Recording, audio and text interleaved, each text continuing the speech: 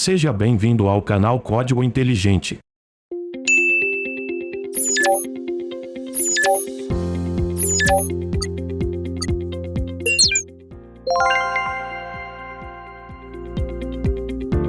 Canal Código Inteligente. Esse é o quarto vídeo da série de inteligência artificial. Neste vídeo, vamos ver um exemplo de algoritmo de rede neural artificial. Mas antes, vamos testar esse algoritmo no site códigointeligente.com.br. Os códigos com a linguagem JavaScript, que nós desenvolvermos para o canal Código Inteligente, também estarão no site para você poder interagir com os programas.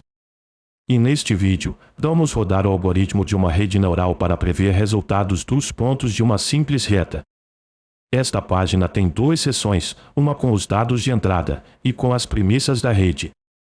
E temos uma outra seção, com um gráfico que vai plotar os pontos da reta. A estrutura da rede neural deste algoritmo, que se propõe a resolver um problema de natureza linear, tem uma camada de entrada, com apenas um neurônio nesta camada. E tem uma camada de saída, também com apenas um neurônio. Essa rede pode ter zero ou uma camada oculta. Para definir essa camada oculta, é só informar a quantidade de neurônios da camada oculta, nesse input aqui. Se esse valor for zero, a rede ignora a camada oculta quando for criar um modelo.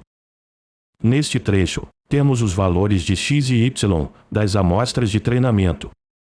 Se você viu os vídeos anteriores dessa série de inteligência artificial, você já sabe que o algoritmo de treinamento da rede neural vai entrar com os valores de x no neurônio de entrada da rede e vai prever um valor de y para cada amostra de entrada. Ao comparar os resultados obtidos com os valores de y das amostras de treinamento, então a rede utilizará esses erros para ajustar seus pesos e baias até que se torne mais assertiva. Como este problema é muito simples, não precisamos de muitas amostras para treinar uma rede como esta. Por isso, vamos treinar essa rede com apenas 6 amostras. Observe que também não temos os dados para validação, nem para testar a rede. Neste exemplo, apenas treinaremos a rede, e em seguida ela vai entregar uma previsão. Vamos utilizar a rede, do jeito que ela for calibrada, sem avaliação ou teste. Toda vez que apertarmos o botão, o algoritmo vai utilizar os dados das amostras para treinar uma rede do zero. E após o treinamento, vai prever um resultado de y para o valor de x que está nesta célula. Depois vai plotar essa previsão no gráfico. Na prática, quando você for montar seus modelos, você poderá treinar uma rede, e depois de validá-la e testá-la, você poderá salvar o modelo e utilizar essa mesma rede para prever resultados recorrentemente. Olhando os dados das amostras que a rede vai utilizar no treinamento, se o treinamento for bem sucedido, para um valor de x igual a 100, a previsão deve ser mais próxima possível de 50. Vamos rodar o algoritmo.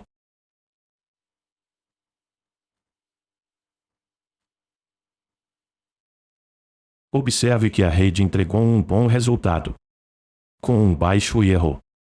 Agora, vamos aumentar o número de épocas de treinamento para 5.000 e rodar para ver se o algoritmo calibra uma rede melhor.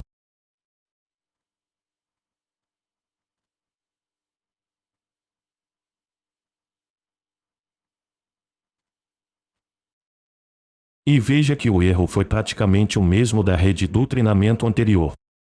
Vamos rodar a mesma rede novamente para ver o que obteremos. Veja que desta vez, o treinamento conseguiu calibrar uma rede melhor, com um erro bem menor que a tentativa anterior, usando os mesmos parâmetros de entrada. Isso deve-se à aleatoriedade do processo de treinamento. Além disso, temos poucas amostras para o treinamento, e estamos solicitando a previsão de apenas um ponto, o que é insuficiente para a avaliação da rede. Vamos tentar novamente.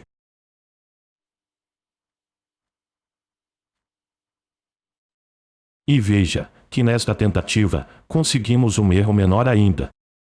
Mas lembro que cada tentativa começou um treinamento do zero. Essas variações de desempenho têm a ver com a aleatoriedade, que faz parte do processo de treinamento. Se eu fosse guardar uma das 3 redes treinadas até aqui, eu testaria cada uma das 3 redes com mais pontos. E guardaria a rede que apresentasse o menor erro médio, considerando todo o conjunto de dados de testes. Agora, vamos aumentar um pouco mais a quantidade de épocas que o treinamento vai utilizar para varrer os dados de treinamento.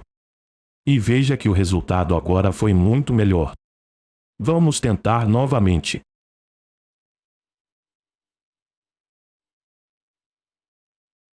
Ok.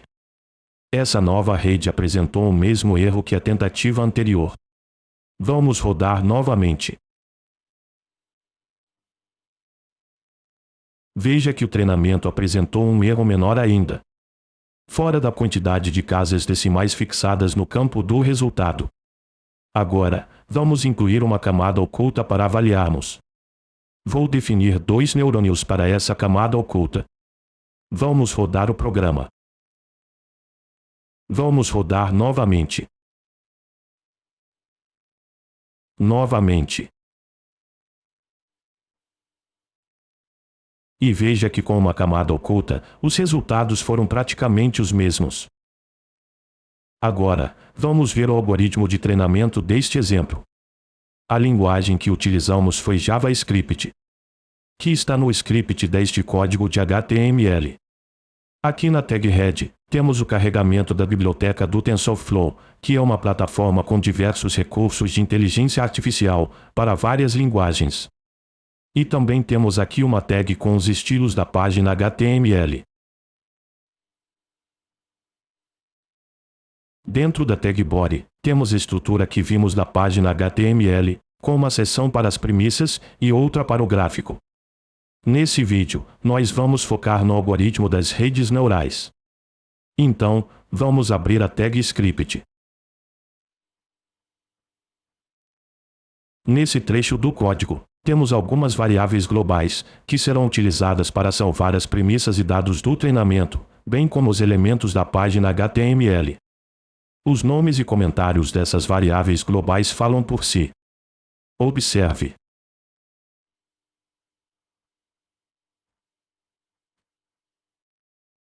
Neste código, temos uma função principal, que será lida logo após o carregamento da página. Essa função carregará as variáveis com parâmetros da página HTML e instalará os monitores de eventos da página. Assim, sempre que o usuário modificar algum dos campos de input da página, o algoritmo atualiza a variável correspondente. E veja que esta função também define um monitor para detectar os cliques do botão. Toda vez que o botão for disparado, o algoritmo vai apagar o campo do resultado obtido na tentativa anterior e disparar a função linear, responsável pelo treinamento da rede neural. Observe que não coloquei nenhum tratamento para prevenir disparos consecutivos do botão. Então, devemos esperar o treinamento acabar, para clicar novamente. No final da função principal do código, temos uma instrução para a construção do gráfico, que vimos na página HTML.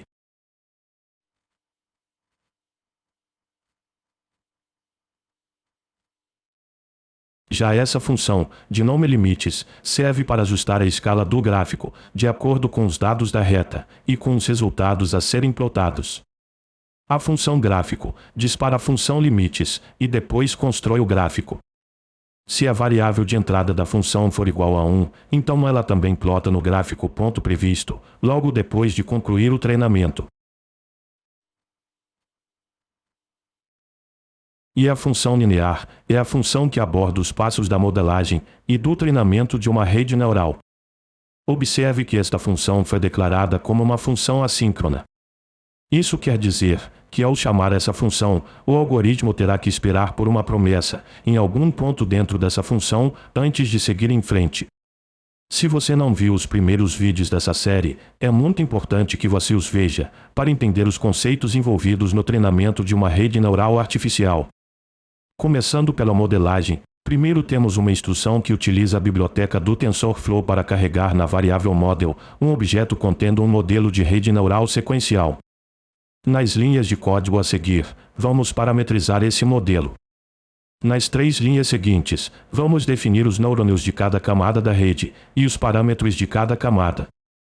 A primeira linha define que a camada de entrada tem apenas um neurônio, e que este neurônio vai receber apenas um valor que por padrão será tratado como um float. Essa instrução define que se a camada existir, será uma camada com N neurônios e que utilizará o parâmetro bias. Também utilizará uma função de ativação, do tipo linear, que para este caso, é desnecessária. Mas o objetivo deste vídeo é explorarmos os conceitos abordados nos vídeos anteriores desta série. E essa outra instrução define que a camada de saída da rede terá apenas um neurônio, que será o valor do y calculado para cada amostra. Agora, para concluir a modelagem da rede, só precisamos definir qual otimizador a rede deve utilizar e qual a função custo-otimizador deve utilizar para calibrar a rede. Além disso, essa função compile também faz uma preparação do modelo para o treinamento. Se houver algum problema com a modelagem, essa instrução vai acusar um erro. Neste caso, o otimizador escolhido é o gradiente descendente estocástico, e a função custo deve utilizar o erro quadrático médio, como referência para a avaliação e calibração da rede. Agora, vamos normalizar os dados de treinamento, colocando todo o conjunto entre os valores 0 e 1. Essas linhas farão a varredura dos dados de treinamento para encontrar os valores mínimo e máximo dos dados, e utilizarão estes valores para normalizar esses dados. Neste caso específico, nós podemos normalizar os valores de x junto com os valores de y. Isso é possível porque as unidades e as ordens de grandeza dos dados de entrada e saída são as mesmas. Esse é um problema muito simples. Mas como expliquei no vídeo 3 desta série, quando for o caso de uma rede para tratar problemas reais, devemos normalizar os dados de cada tipo de variável de entrada, e também dos labels, separadamente. Para ilustrar isso mais claramente, imagine uma rede que será treinada para entregar como resultado o volume de vitaminas gerado a partir das quantidades dos ingredientes. A entrada de dados dessa rede seria a de quantidade de bananas, maçãs, de açúcar e do volume de leite. Como bananas e maçãs são medidas em unidades, você pode normalizá-las juntas. Pensou que eu ia dizer bananas com bananas e maçãs com maçãs? Também podemos normalizar juntos os dados de volume de leite e os valores de y com os volumes de vitamina registrados para cada amostra. Já o açúcar, que será medido em gramas, pode ter outra ordem de grandeza, então eu normalizaria separadamente. Ok. Seguindo, agora temos uma coisa bem específica desta biblioteca, que não tem a ver com o conceito geral das redes neurais. Essa biblioteca precisa que transformemos o vetor comum em um objeto chamado tensor. Esse tal tensor, que deu nome à plataforma TensorFlow, é um conceito específico da área de inteligência artificial. Trata-se de um objeto capaz de manipular vetores, matrizes e outros elementos multidimensionais. Então, estas duas linhas vão transformar os vetores com os valores de x e y em tensores. Agora, como o modelo está pronto e os dados de entrada já foram tratados, podemos chamar a instrução que vai realizar o loop principal do treinamento. Todo aquele processo, com os 3 passos, explicado no vídeo anterior, será disparado com apenas esta linha. A diferença que você vai encontrar é que neste exemplo, não teremos o processo de avaliação da rede durante o treinamento. Esse método fit do objeto model precisa que passemos como entrada os valores de x, os valores dos labels e a quantidade de épocas para o treinamento. Outros parâmetros, como a paciência, que é uma variável usada como gatilho de encerramento do treinamento em função de uma não melhora da avaliação da rede, bem como os dados de validação, foram omitidos neste exemplo. Como temos apenas os dados de treinamento, vamos utilizar a rede do jeito que ela vier, sem avaliação ou testes. Então, conforme mencionei, neste ponto dessa função assíncrona, o algoritmo vai esperar pela conclusão do treinamento, para depois seguir em frente. Após a conclusão do treinamento, teremos o modelo pronto, treinado e guardado no objeto model. Então, o algoritmo vai fazer uma previsão de y, utilizando o valor de x que preenchemos na página de HTML. Mas como a entrada do modelo espera dados normalizados, com valores entre 0 e 1, então o dado de entrada nesta rede treinada deve ser normalizado, de acordo com a normalização que fizemos para os dados de treinamento. E para isso, vamos aplicar a mesma fórmula de normalização, utilizando os mínimos e máximos definidos anteriormente. Depois, usamos esta outra instrução para solicitar que a rede faça uma predição, considerando o dado de entrada já normalizado. Aqui neste campo, estamos informando o formato do dado de entrada, que trata-se apenas de um valor. Se fosse um vetor, ou uma matriz n por n, deveríamos informar aqui. Ao chamar esse método predict, ele vai devolver um objeto com a predição. Esse objeto tem várias coisas dentro, e para pegar o resultado de y, chamamos o método datasync. Isso é uma coisa específica desta biblioteca, para esta linguagem de programação. Então, essa variável y normalizado vai receber um valor de 0 a 1. Por isso, precisaremos desnormalizar esse resultado obtido. Faremos isso manipulando a mesma fórmula que utilizamos no processo de normalização. Agora, com a previsão realizada, guardada na variável y_alvo, plotamos esse resultado no HTML. Viu como essa coisa de inteligência artificial não é esse bicho de 7 cabeças que vai nos pegar? Veja também os vídeos da playlist Programação na Prática. Lá, você poderá ver muitos vídeos interessantes, didáticos, ensinando vários conceitos, de diversas linguagens de programação. Tenho um pensamento para você. Aprender a programar ensina a pensar melhor, de forma mais organizada, mais objetiva. Essa é uma adaptação de uma declaração feita por Steve Jobs. Canal Código Inteligente. Se você gostou desse vídeo, por favor dê um like, inscreva-se e ative as notificações para você não perder nada. Um grande abraço, foi um prazer ter você por aqui.